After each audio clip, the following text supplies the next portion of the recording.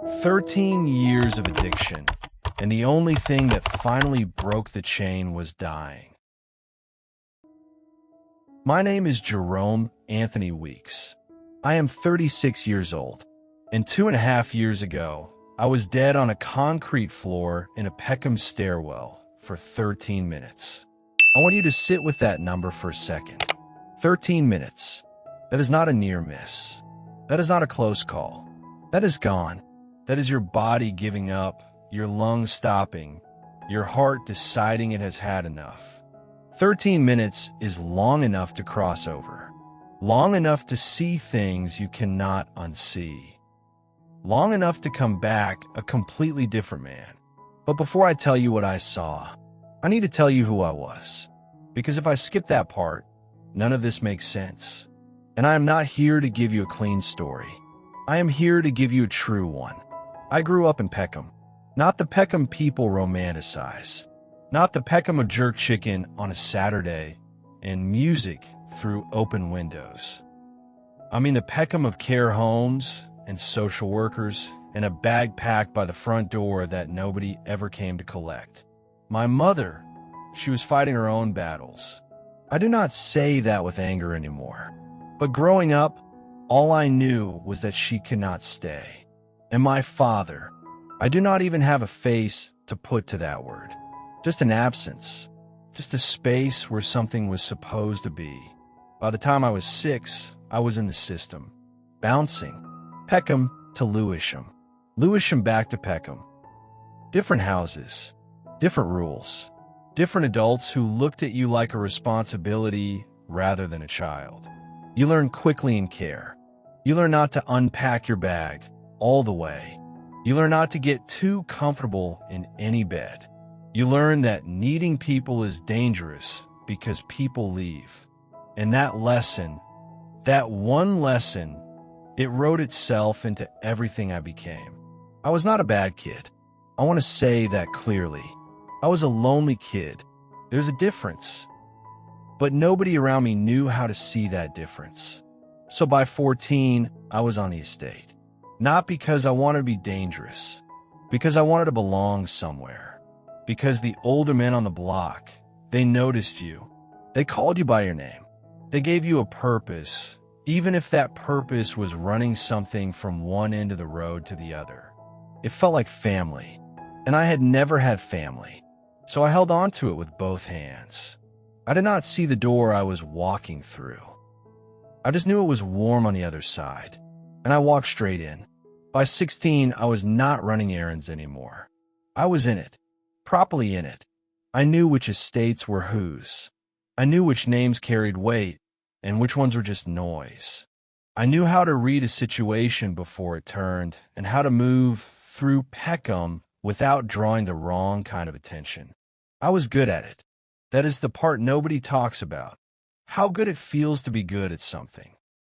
Even if that something is destroying you slowly. The years went fast after that. Too fast. By 20, I had seen things I will not describe here that changed the way I slept at night. By 22, I had lost 2 people I genuinely cared about to a life I was still convincing myself I could walk away from whenever I chose. And by 23, that is when the heroin started. I'm not going to dress it up. It started because someone offered it to me on a night when the weight of everything had become too heavy to carry sober. One night, that was all it took. Because for the first time in my life, the noise in my head went quiet. The waiting, that feeling I had carried since I was 6 years old sitting in that care home corridor, it stopped. Just for a few hours. But those few hours were enough. My brain filed it away as the answer. And after that, every time the pain came back, I knew where the quiet was. I told myself I was different. I told myself I was not like the people I had watched fall. I had control. I was just using it to take the edge off. That lie lasted about 8 months before the edge became the only thing I was living for. Sasha came into my life around that time. She was good to me, better than I deserved. We had Tiana in 2016, and I looked at that baby girl, and I thought, This is it. This is the thing that changes me. And for about 4 months, I genuinely tried. I was present. I was sober enough to hold her properly, to wake up in the night, to feel something real. But the pull came back. It always came back. And instead of fighting it, I hid it. From Sasha. From myself. From the idea of being Tiana's father. By the time Tiana was 2, Sasha had seen enough. She ended it. And I told myself, I actually convinced myself, that Tiana was better off without me in her life. That she did not need to watch what I was becoming. That was not a selfless thought. I know that now. That was a broken man giving himself permission to disappear. And that is exactly what I did. I disappeared. Into the streets. Into the using. Into a version of myself that was just surviving one day at a time and calling it living. I did not know then how close the end was. The 3rd of August 2021 started like most of my days had started for the last 2 years. Gray. Flat. The kind of morning that does not ask anything of you because you stopped asking anything of yourself a long time ago. I had been sleeping on a mattress in a flat on Gloucester Grove. Not my flat. I had stopped having my own anything by that point. The man whose flat it was, we had an arrangement. I will leave it at that. The window in that room faced a brick wall. Every morning I opened my eyes, and the first thing I saw was brick. Looking back now, that feels like the most honest picture of my life I could give you. Just brick. Just wall. Just nowhere left to go. I had been using heavier that week. Not because anything particular had happened. That is the thing people do not understand about where I was. You do not always need a reason. The using had stopped being about a reason years ago. It had become the structure. The first thing and the last thing. The thing that told me when the day started and when it was allowed to end. Without it, I did not know how to exist in my own body. And I had stopped trying to find out. That morning, I remember sitting on the edge of that mattress and looking at my hands for a long time. My hands looked old. I was 36 years old, and my hands looked like they belonged to a man of 55. Cracked. Tired. The knuckles carrying marks from years I would rather not account for. I sat there looking at them, and I felt something I had not felt in a while. Not sadness. Not self-pity. Just emptiness. Like the last of something had finally run out. Like a phone that stops showing a low battery warning because it has gone completely dead. I did not pray that morning. I want to be clear about that. I was not the kind of man who prayed. I had not been inside a church since a funeral I attended when I was 19, and even then, I sat at the back and left before it ended. God was not a concept I had space for. The way I saw it, if God existed, he had seen my postcode and my paperwork and made his decision about me a long time ago. I was not angry about it. I had just filed it away as fact and moved on. I took what I had, and I went to the stairwell. I know that sounds stark, but that is the truth of where I was.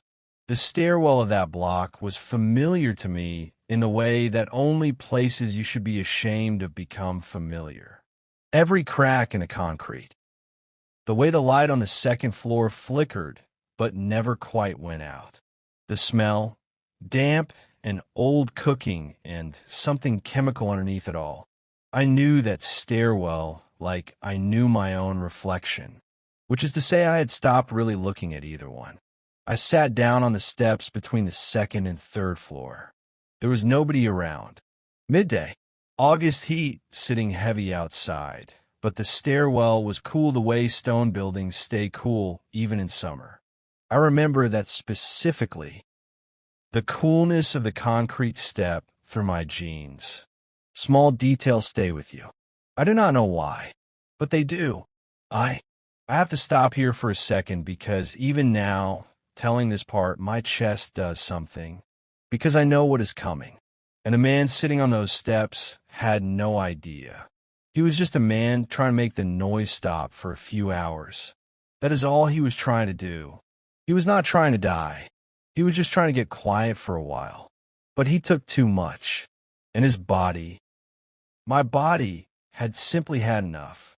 I felt it differently to how people describe in films. There was no dramatic moment, no sudden pain that announced itself. It was more like a slow dimming, like someone turning a dial down instead of hitting a switch. The stairwell got softer around the edges. The flicker of that second floor light seemed further away. I remember my shoulder hitting the wall. I remember the cold of the concrete against my face when I went down. And then I remember the sound, a kind of low hum, almost peaceful, almost like the world was finally done asking anything of me. Then nothing, not darkness exactly. Darkness still has a texture. This was the absence of everything. No sound, no weight, no cold concrete, no flickering light, no body, no hunger, no crabbing, no 36 years of bad decisions pressing down on my chest. Just suspension, existing without location, present without being anywhere. And then the awareness started shifting. I knew I was somewhere. I cannot tell you how I knew. There were no walls, no floor I could see or feel beneath me. But there was space. And in that space, there were others. I could sense them before I could perceive them. Presences, dozens, then hundreds, close enough that in any normal place, any normal room, you would be touching them, shoulder to shoulder. You would smell them. You would hear them breathing. But there was nothing, just proximity without connection, presence without contact. And the silence in that place was not peaceful silence. It was the silence of people screaming with no sound coming out. I understood that without being told. I could feel the screaming. It pressed against everything. A frequency below hearing that you feel in your chest instead. Hundreds of people in the same space, separated by something invisible, something unbreakable, and every single one of them alone in a way that made every lonely moment of my 36 years feel like nothing. I want you to understand what I am describing, because when people talk about what they fear, they talk about pain. They talk about fire. They talk about punishment. But what I felt in that place was not punishment in the way we understand punishment. It was the permanent, unending version of the thing I had been running from since I was 6 years old in a care home corridor with a packed bag and nobody coming. It was abandonment without end, loneliness without a morning to wait for, the waiting with no one ever coming, ever, not eventually, not if you held on long enough, never. And the worst part, the part that I still wake up at 3 in the morning thinking about, was that every soul in that place had chosen it. Not in one dramatic moment, but in thousands of small moments. Every wall built to keep people out. Every time love was offered and pushed away. Every time connection was available and numbed instead. Every time someone said, I do not need anyone, and meant it like armor. Those choices had a destination, and I was standing in it. I looked around that gray, endless space, and I recognized it. I had been building it brick by brick my entire life. Then I saw him, not a stranger, not a demon, not some figure designed to frighten me. I saw myself, except smaller, 7 years old, school uniform, gray trousers with a small tear at the left knee. A bag, a blue sports bag, the kind with the white drawstring, sitting beside him on the floor.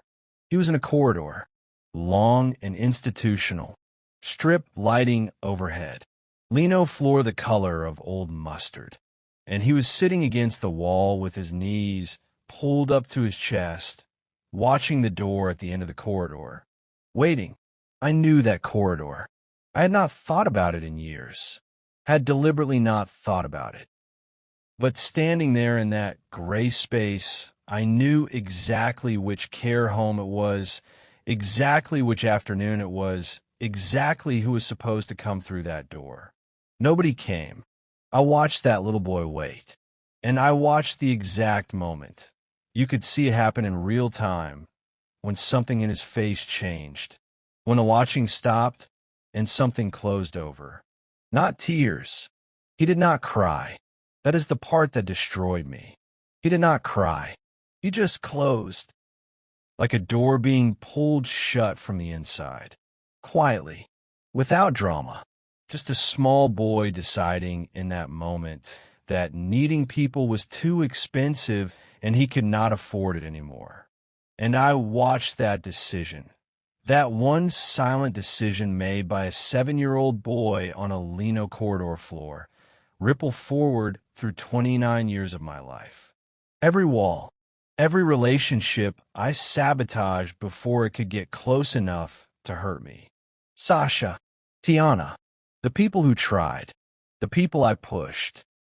Every time I chose the stairwell over the phone call. Every time I chose the using over the staying. It all came from that boy. That closed door. That packed bag nobody came for. I cannot explain what it feels like to see your whole life summarized in one image. To see the root of everything clearly for the first time. It was not anger. It was not even grief exactly.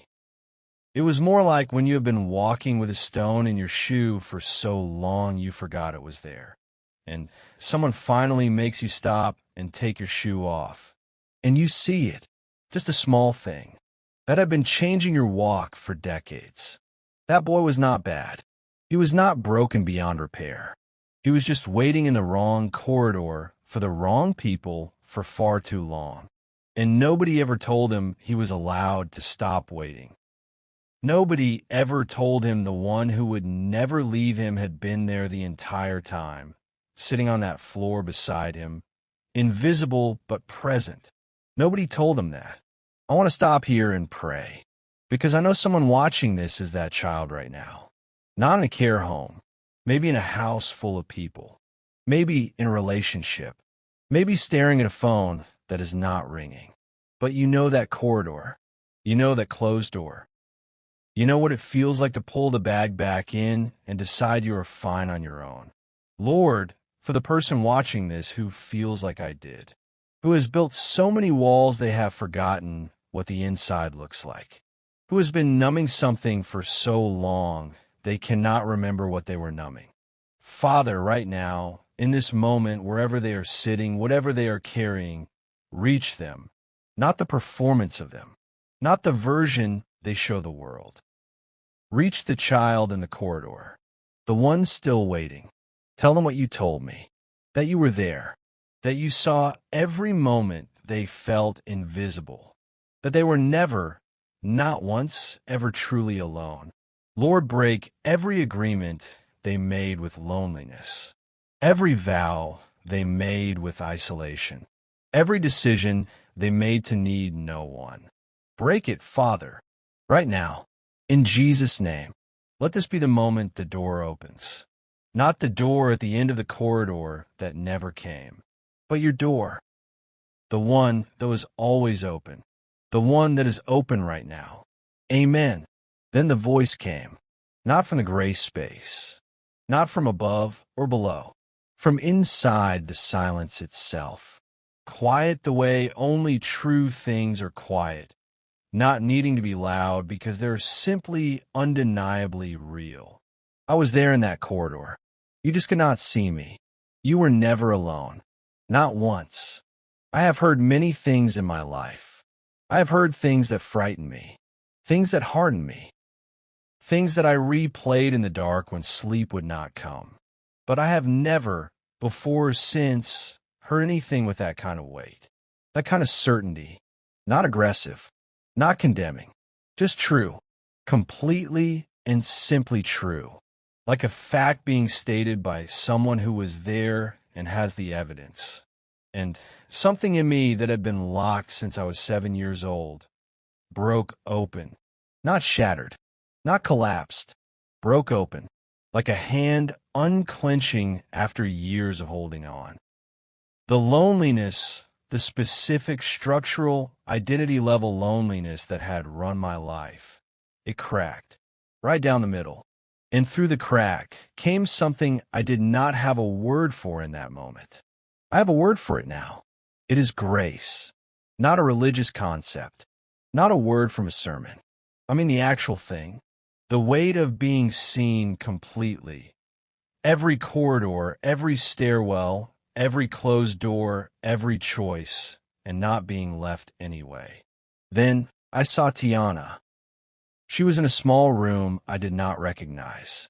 Yellow curtains. A single bed with a duvet that had cartoon animals on it. Kneeling on the floor beside the bed.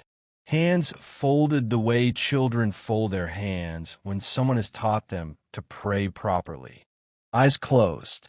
Face completely serious the way only a child's face is serious when they're doing something they believe in completely. And she was saying my name, not Daddy in a general sense. My name, Jerome. She was praying for Jerome. Specifically, by name.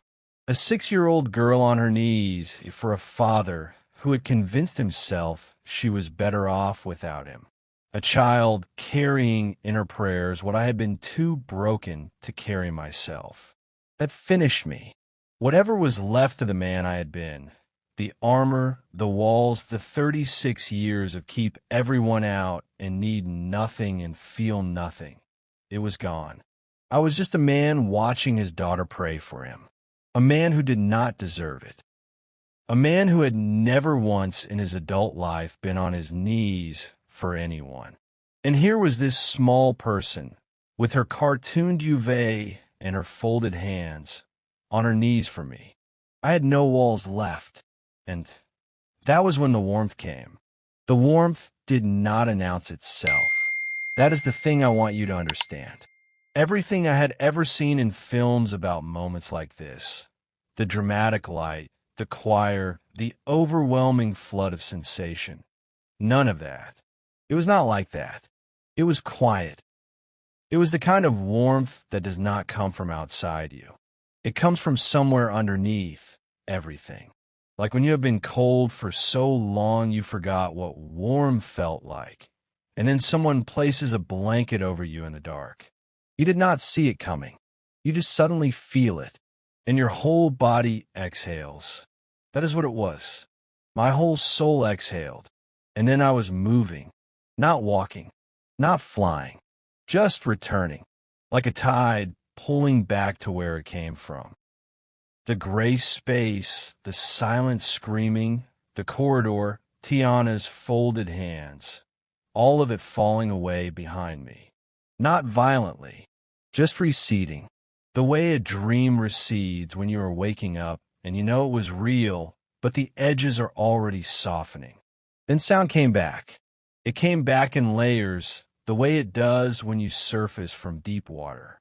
First just pressure, then something like voices, but not words yet.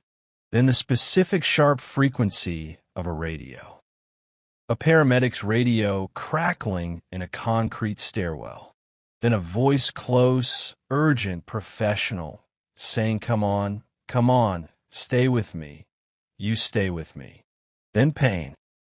I want to be honest about the pain because people always describe coming back as beautiful and peaceful, and I am sure for some it is.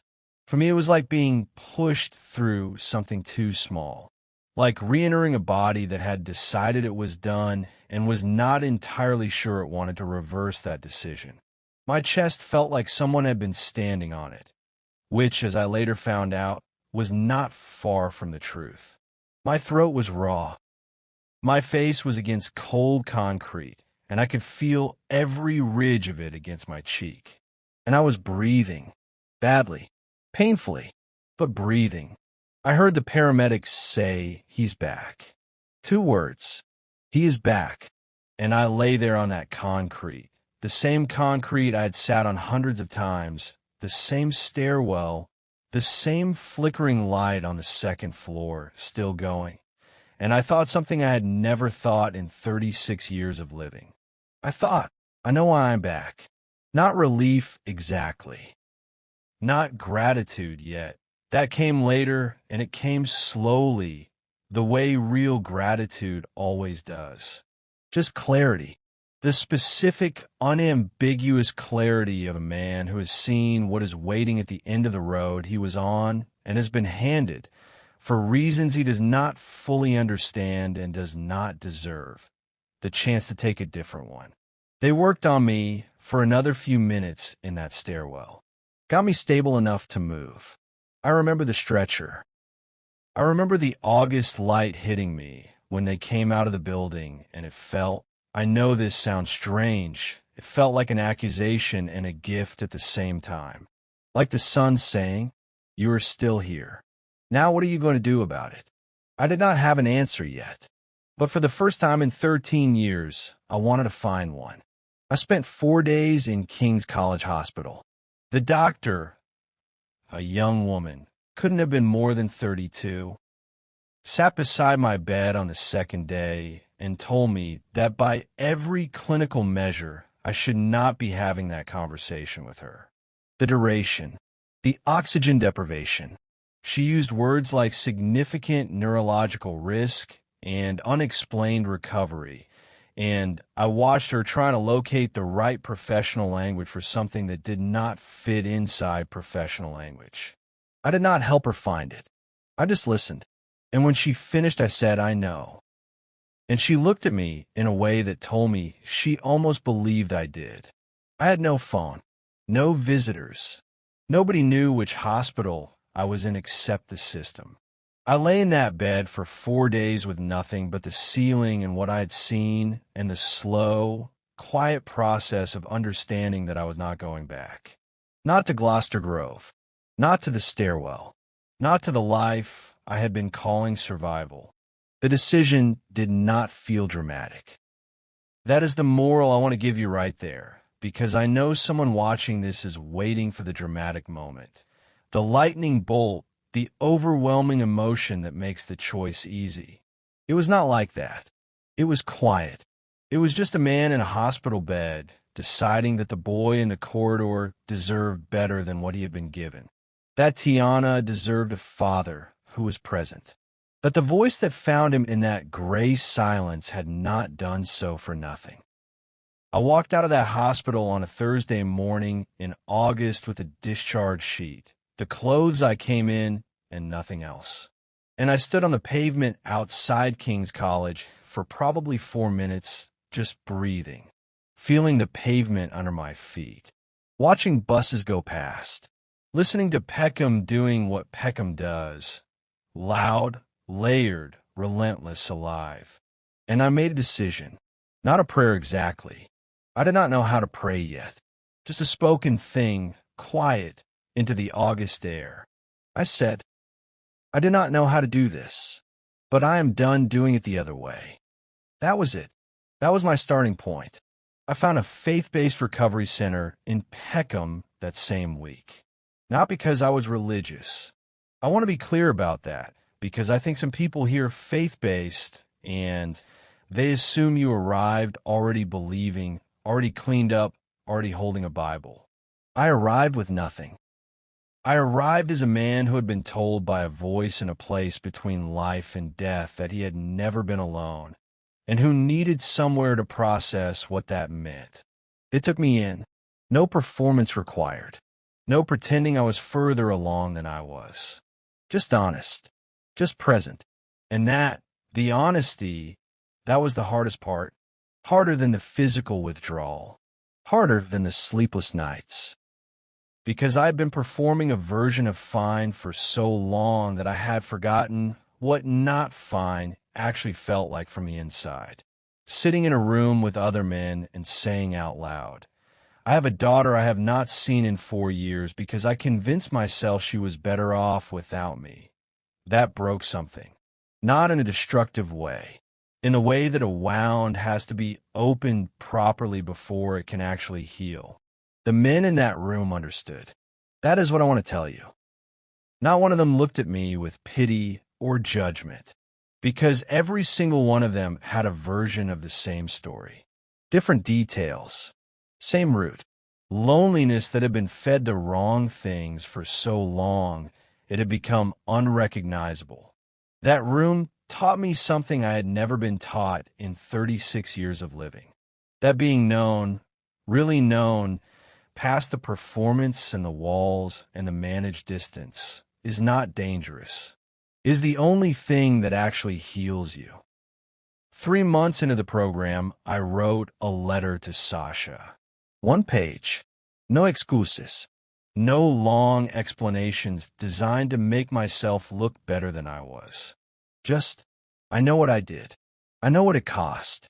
I am different now in a way I cannot prove with words, but I am asking, please, to have some contact with Tiana. If and when you believe it is safe. I will wait. 3 months passed.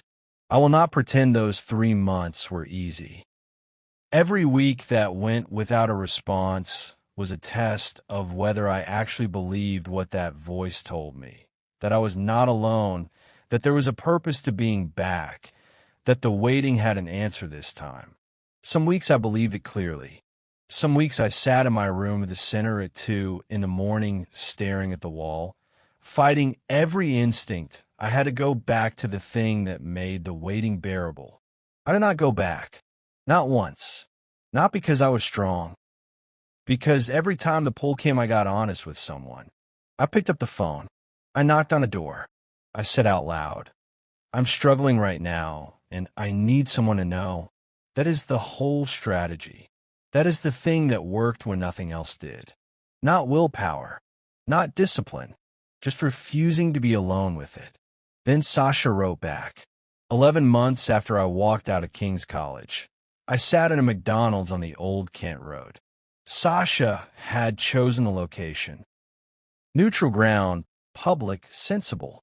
I arrived 20 minutes early and sat in a corner booth, and I was more frightened than I had been in that stairwell.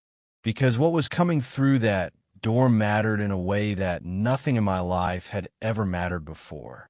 Tiana came in holding Sasha's hand. 7 years old.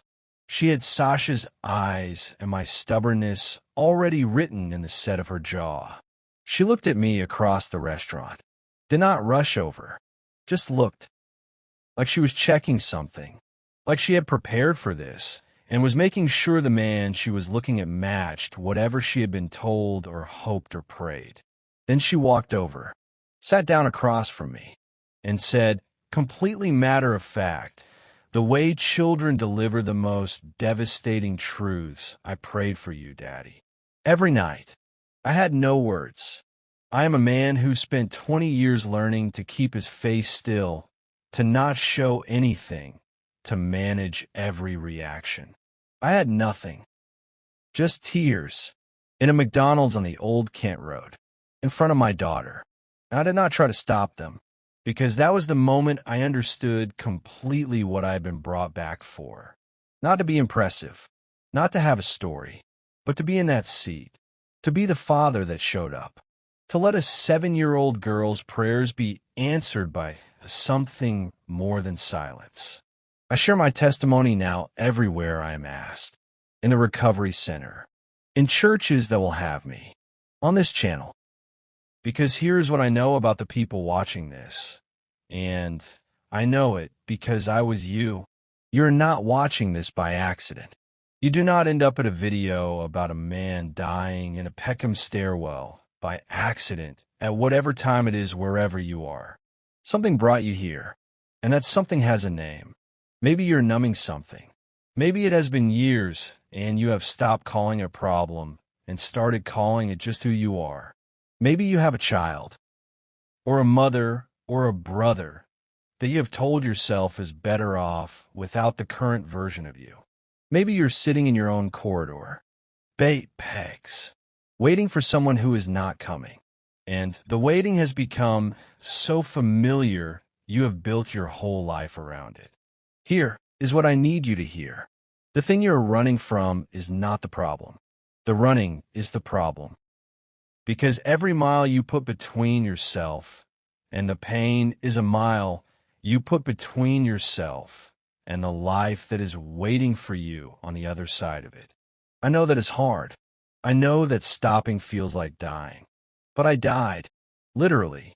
And I came back knowing that the stopping, the real stopping, the surrender, the I cannot do this alone and I need help, that is not the end of you. That is the beginning. You're not too far. You're not too broken. You are not the sum of your worst decisions. I know this because a voice found me in the most desolate place I have ever been, in a silence built from 30 years of walls, and it did not condemn me.